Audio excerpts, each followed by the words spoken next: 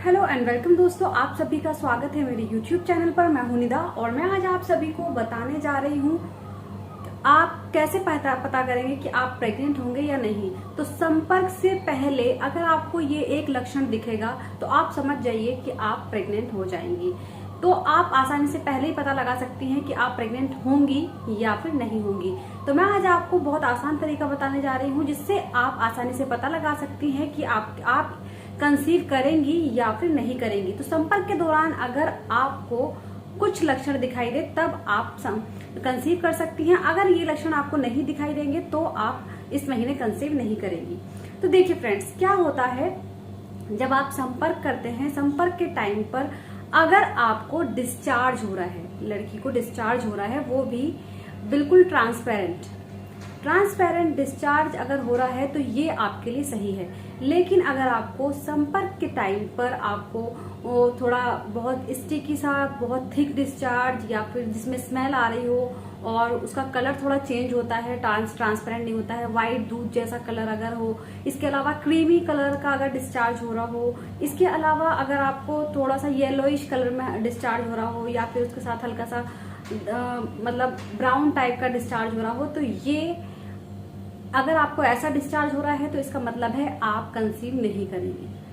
अगर आपको संपर्क के टाइम पर बिल्कुल ट्रांसपेरेंट वाला डिस्चार्ज हुआ है तो आप कंसीव कर सकती हैं।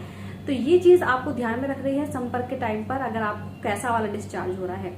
दूसरी चीज मैं आपको बता दूं, जैसे ही आप अगर कंसीव करती हैं, आप अगर कंसीव करना चाहती हैं तो आपको लिए बेस्ट टाइम कौन सा होगा, अगर आप कंसीव नहीं करना चाहती है तो आपके लिए बेस्ट टाइम कौन सा होगा।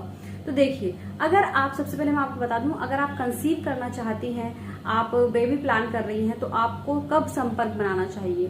तो देखिए, आपकी जो पीरियड डेट है, पीरियड डेट आपको सबसे पहले अपनी पीरियड डेट का पता होना चाहिए कि आपकी पीरियड साइकिल कितने दिन की है।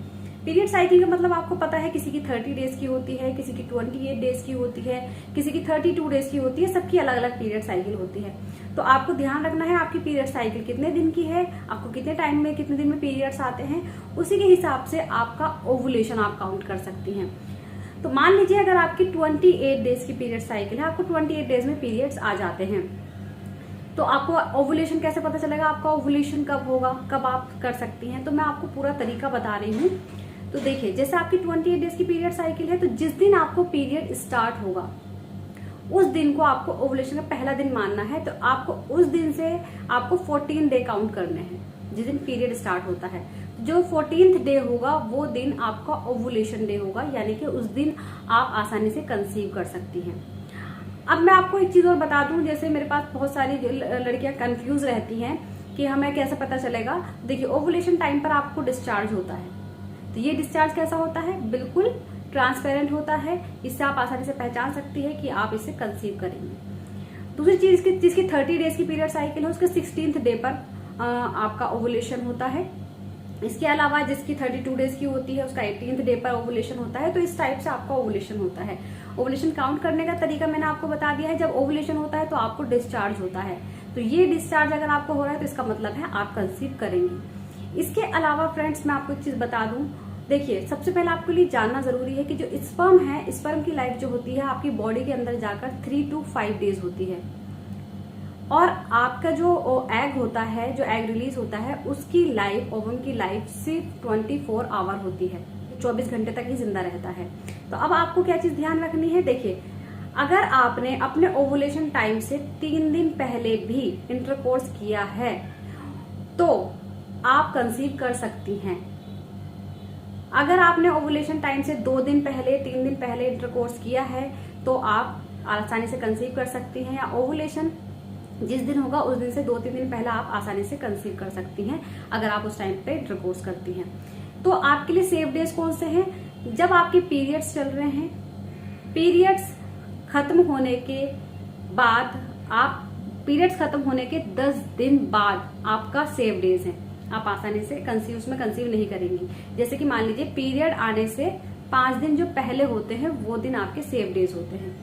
इसके अलावा पीरियड का जो टाइम मिड टाइम होता है, यानी कि जिस टाइम पीरियड्स होने के जो 1 वीक होता है, पीरियड्स खत्म होने के बाद 1 वीक जो होता है, वो दिन आपके फर्टाइल डेज होते हैं, उन दिनों में आप आसानी से कंसीव कर सकती हैं। तो कंसीव करना है तो पीरियड के कम से कम 1 वीक बाद जैसा आप इंटरकोर्स करते हैं तो आप कंसीव कर सकते हैं। और कंसीव नहीं करना है तो पीरियड आने से पहले, पीरियड डेट से 5 दिन पहले आप आसानी से इंटरकोर्स कर सकते हैं, आपको उसमें कंसीव नहीं होगा।